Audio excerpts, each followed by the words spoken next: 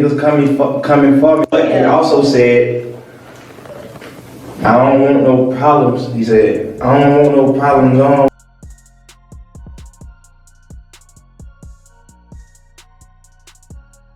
Young Thug just told Ralo to chill out and stop talking reckless. After months of non-stop back and forth, wild accusations, leaked interrogation clips, and heated interviews, things finally hit a breaking point. Thug snapped and addressed him directly, making it clear he'd had enough. Since August 2025, both rappers have been throwing around the same serious claims. Each one insists they've got proof, and now the entire Atlanta rap scene is picking sides like it's a full-on showdown. This is how Young Thug clapped back at Ralo's snitch allegations and why this could turn into the messiest fallout from the YSL RICO case yet. But before jumping into all that drama, to this day, you gotta with a large understand team. who Ralo really You know what I'm is. saying? I got us some apartments. I bought the whole complex so everybody can have their own.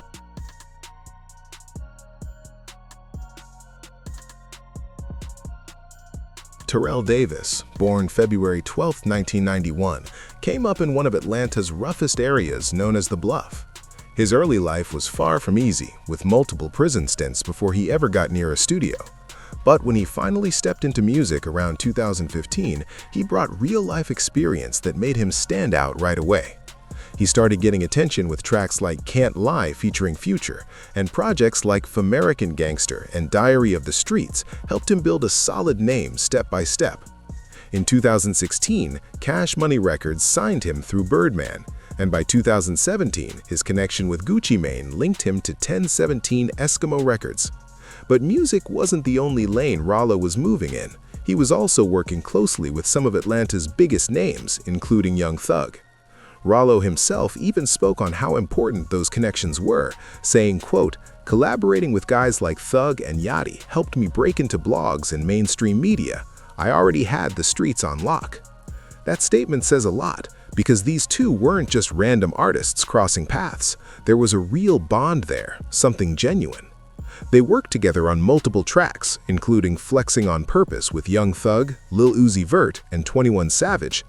Then there's I Know, Let It Go, and Young Nigga with Lil Yachty and Lil Uzi Vert.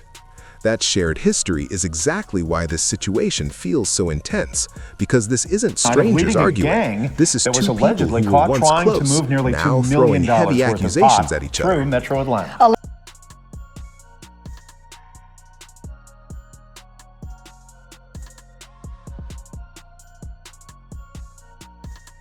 Back in April 2018, everything took a sharp turn for Ralo.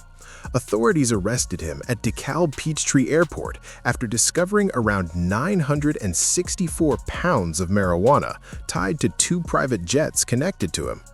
That's nearly 1,000 pounds, with an estimated value close to $1.84 million, making the case massive right away. Federal charges followed fast, including conspiracy to distribute controlled substances, firearm charges, money laundering, and racketeering.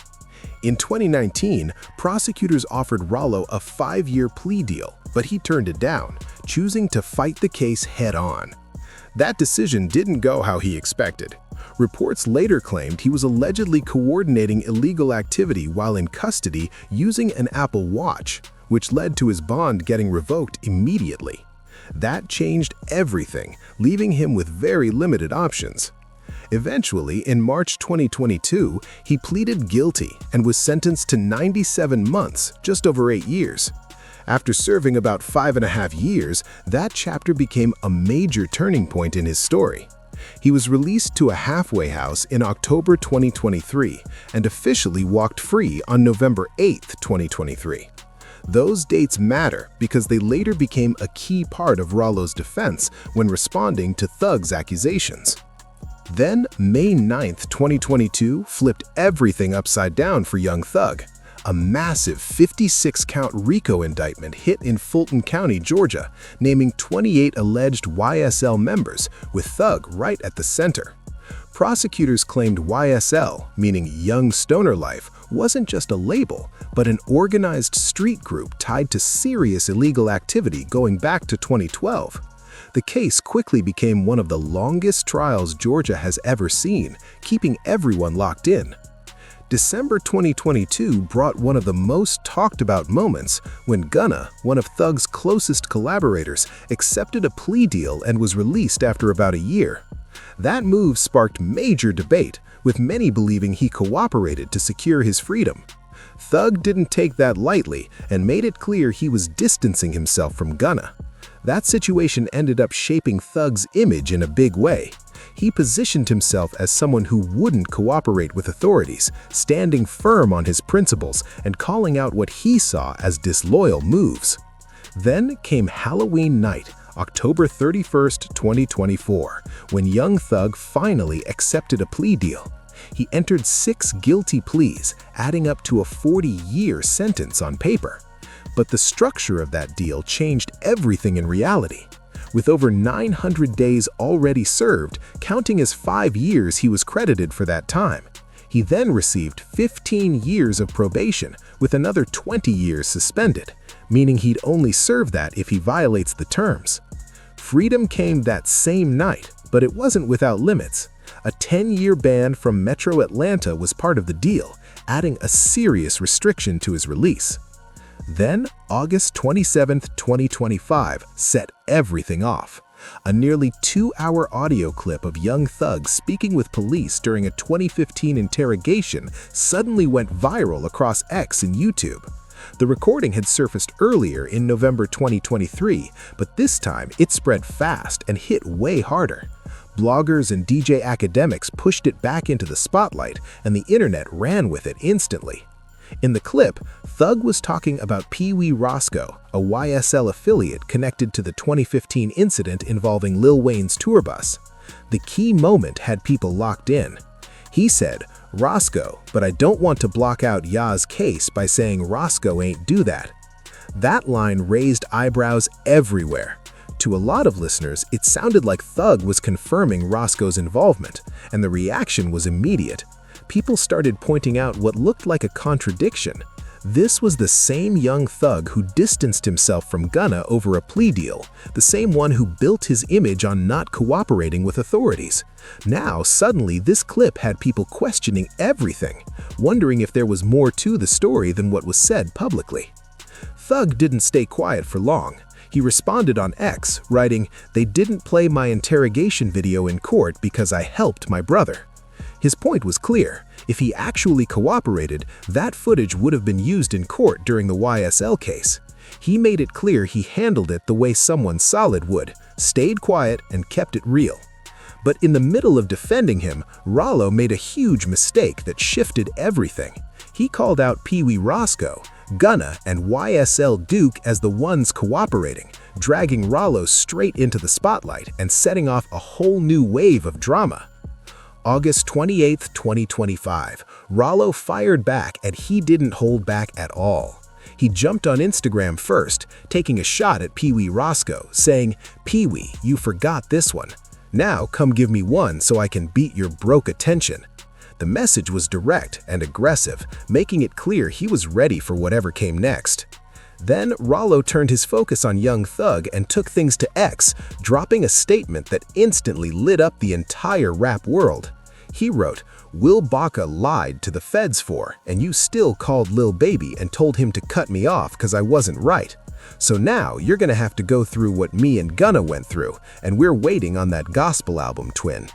That one post carried serious weight. Ralo admitted he did speak to federal authorities, but claimed he gave them false information on purpose, saying it was meant to mislead, not cooperate. He didn't stop there. Ralo also accused Young Thug of reaching out to Lil Baby and influencing him to distance himself, suggesting his industry relationships were being affected behind the scenes. By putting himself in the same conversation as Gunna, someone Thug had already distanced himself from, Ralo was basically saying whatever backlash hit before was now coming full circle, and this time, Thug would have to face it head-on. Court document screenshots were included in the post, with Ralo claiming they proved his statements to federal agents were fabricated. According to him, none of it was real information about anyone, and he wanted to make that crystal clear. Young Thug responded that same day in a clip shared by Say Cheese that quickly passed 5 million views.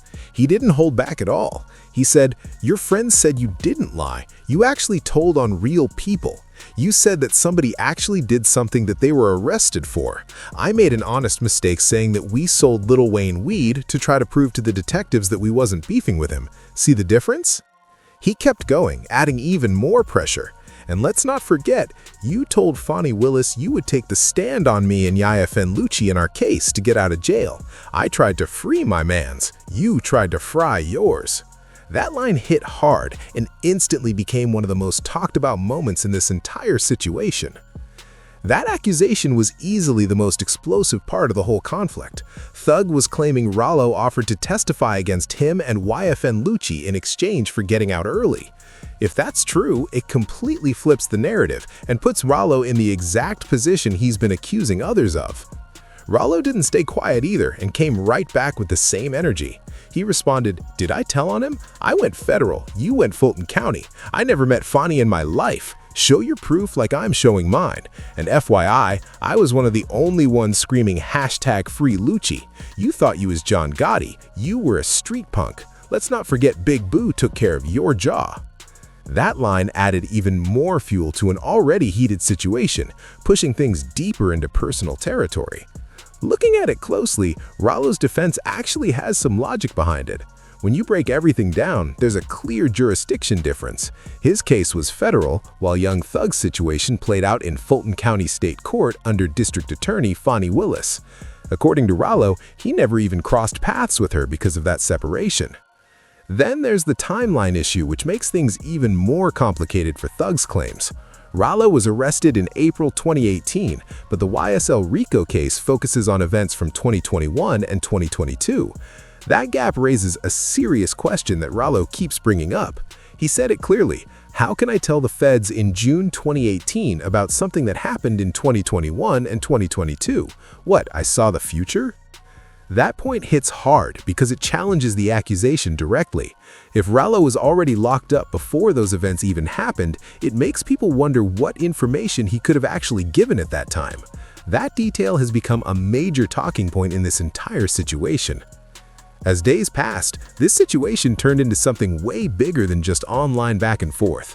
By August 29, 2025, Ralo appeared on DJ Academics' live stream and went into a long, emotional breakdown, accusing Thug of damaging Atlanta's unity over time. Rich Homie Quan turned the whole woe around and saw Gunna rising past everyone in the industry, and then suddenly the whole world flipped on Gunna too. He thought he was Pablo Escobar. That accusation hit hard because Ralo was painting a pattern, claiming Thug turns on people once they get too big or get too close to his level. Things escalated quickly on August 30th, 2025. Leaked jail calls between Thug and 21 Savage started circulating online, with conversations that sounded like they were about interfering with Gunna's music rollout. That added a whole new layer to the situation and had people questioning even more. Another leaked call reportedly had Thug speaking on P CEO Pierre Thomas in a negative way, and the response came fast. P jumped on Instagram and said, "Imagine some broke rats like Thug and Pee-wee trying to run a rat narrative on me." That post instantly grabbed attention and pushed the drama even further. An edited image of a rat with Thug's face followed, making things even more intense online. P also said he was saving his full story for a QC documentary he claims is worth $20 to $30 million, which only made people more curious about what else might come out. Ralo backed P publicly, posting, "The only thing worse than a person going against family is someone trying to divide the family so they can be the boss." That message added more fuel to an already heated situation and showed clearly where he stood. Public figures like Wack 100 and Charleston White also stepped in, openly criticizing Thug. Then, on September 2nd, 2025, Thug's sister entered the conversation, defending her brother on social media and pushing back against Ralo's claims. At that point, this wasn't just personal anymore. Atlanta's hip-hop scene felt split right down the middle, with sides forming everywhere. By September 7th and 8th, Young Thug finally delivered his most detailed public response since being released, and people were watching closely to hear what he would say next. A nearly 3-hour interview on Perspectives with Big Bank took things to another level. Sitting down face to face, Young Thug doubled down on everything he'd been saying about Ralo, making his stance crystal clear. He said, "Man to man, Ralo, I don't care who he told on. I know 100%. Then he followed it up with another line that hit even harder, saying, "You just talking, you just in that situation trying to get out of jail." Those words instantly caught attention and added more pressure to an already intense situation. Even with all the accusations flying, Thug claimed there was no personal issue on his side. He said, "I don't got no problem with Ralo. I'm praying you get out, bro." That contrast made things even more complicated, mixing criticism with concern at the same time. During the interview, Thug listed names he believed had cooperated, including Ralo, Woody, Yak, Gotti, and Gunna.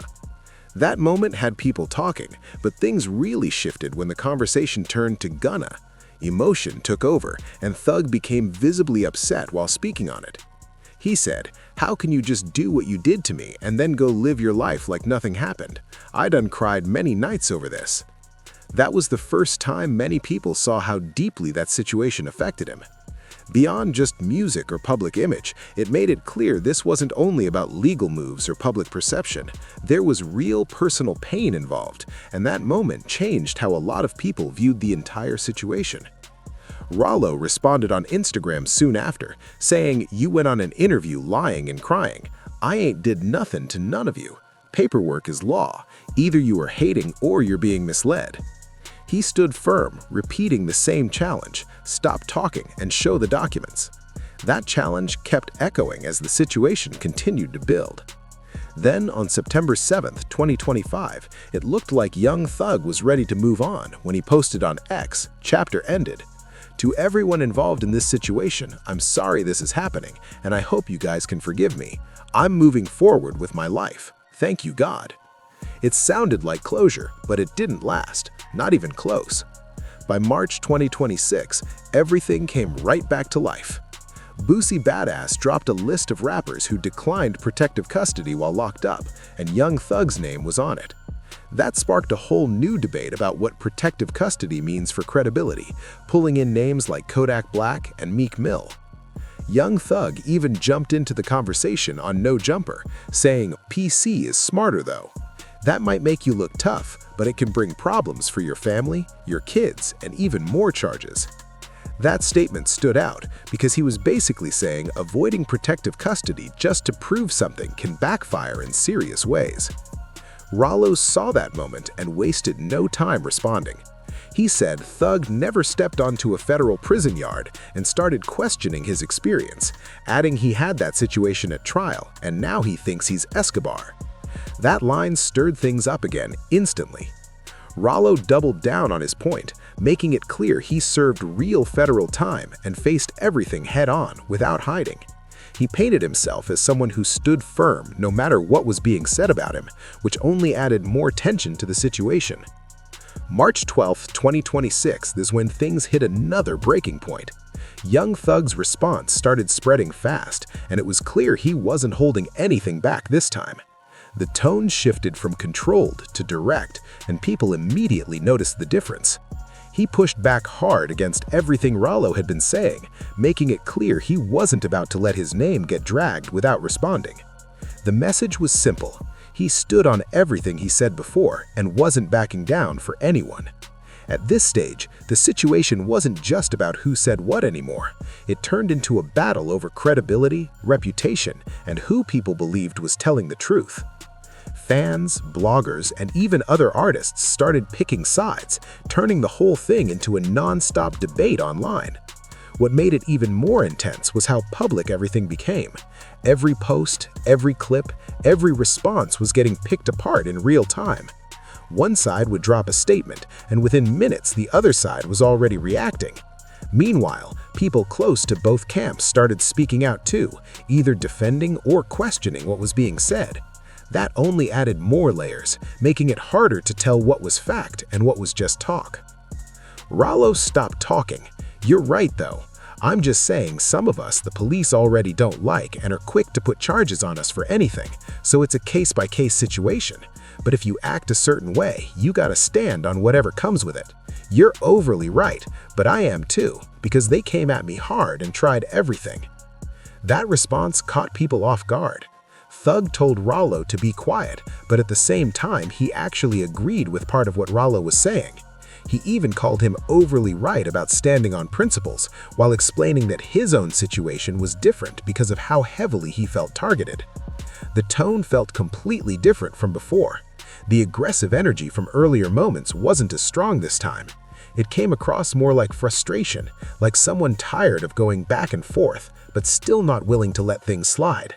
Just days before that, around March 11, 2026, Ralo appeared on a live stream with Lil Woody, a key figure connected to the YSL RICO case. During the stream, someone brought up the idea of a sit-down with Young Thug, Gunna, Lil Baby, and YFN Lucci, and Ralo's reaction was intense. He said, "I'm all for it. You can't play games with me." He made it clear he was open to a face-to-face conversation, but his tone suggested it wouldn't be calm if it actually happened. Looking at the bigger picture, this situation goes beyond just two artists arguing online. It's tied into something much deeper. The YSL RICO case didn't just keep Young Thug locked up for over 900 days. It created tension, divided relationships, and left lasting effects that are still playing out right now. That case didn't just impact one person, it shook the entire Atlanta rap scene. It created serious divisions between Thug and Gunna, Thug and QC, Thug and Ralo, and even damaged a lot of other relationships behind the scenes. DJ Academics spoke on it back on August 31st, 2025, saying, "It's always been a whole lot of hate and secret issues and people telling in Atlanta. They did an amazing job for over a decade keeping it quiet, but now it's all over social media." That statement hit hard because it pointed to something bigger than just one situation. That's really the core of everything happening right now. The image of unity in Atlanta has taken a major hit. Things that were once private are now fully public, and everyone is watching it unfold in real time. There have been a few small signs that things might not be completely broken forever. On December 3rd, 2025, Lil Baby dropped Superman, featuring Young Thug. Early leaked versions of the track reportedly had a line aimed at Gunna, where Thug said, "Only reason I messed with you, Gunna, it was because of the truth." But when the official version dropped, that line was completely removed. That might seem like a small detail, but it suggests someone made a decision to cool things down instead of making them worse. It shows that even with all the tension, there could still be some effort behind the scenes to avoid pushing things further apart. Maybe not everything is beyond repair just yet. As of March 2026, though, the situation between Young Thug and Ralo is still unresolved. Ralo says he's open to a face-to-face conversation, but he also made it clear things could turn serious if it actually happens. Right now, everything is still hanging in the air. No real resolution, no clear winner, just two sides standing firm and refusing to back down. The tension hasn't cooled off, it's just waiting for the next moment to explode again. What makes this situation different is how deep it goes. This isn't just about music, social media posts, or quick arguments. It's about reputation, loyalty, and things people take seriously in real life, which is why neither side is ready to let it go. Fans are still split down the middle, with some backing Thug and others standing with Ralo. Every new clip, every repost, every statement keeps the debate alive, and it doesn't look like people are losing interest anytime soon. At the same time, there's a bigger question hanging over everything. Can Atlanta's rap scene actually recover from all this tension, or has too much already been said and done to fix these relationships? Because even if this specific situation between Thug and Ralo somehow gets resolved, the impact has already spread far beyond just them. Lines have been drawn, sides have been chosen, and trust has been tested in a way that doesn't just disappear overnight. For now, all eyes are still on what happens next, whether it's another response, a surprise sit-down, or something nobody sees coming. One thing is clear, Thug keeps going back and forth. One moment telling Ralo to be quiet, the next moment actually agreeing with parts of what he's saying, like with the protective custody debate. That back and forth just makes everything even more confusing and keeps people guessing. At the same time, neither side has shown clear proof that settles these accusations once and for all, and that leaves one big question hanging over everything. What really happened? Who actually cooperated? Who gave information? And who isn't telling the full story? Those questions are still wide open, and nobody has been able to close the case in the public eye. It also brings up a deeper issue. Can the so-called street code even hold up when someone is facing serious time in federal or state prison? That pressure changes everything, and this situation shows just how complicated it can get. There's no clean ending here, no clear hero or villain, just two former friends now going at each other, both claiming they're right, both saying they have proof, while the Atlanta rap scene feels the impact of it all. And this situation that kicked off back in August 2025 is still going strong, with no real end in sight. If anything, it feels like it could heat up again at any moment. If you made it this far, hit that like button, subscribe to the channel, and check out the videos on your screen right now for more breakdowns like this.